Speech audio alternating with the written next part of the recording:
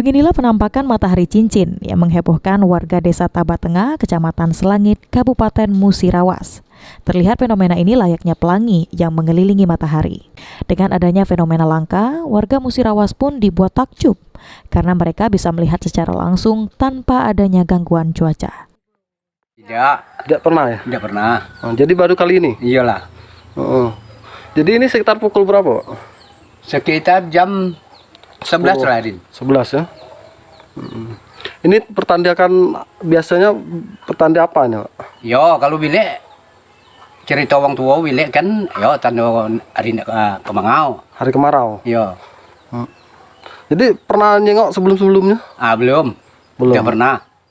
Menurut warga Musirawas, adanya fenomena matahari bercincin tersebut merupakan suatu tanda akan memasuki musim kemarau.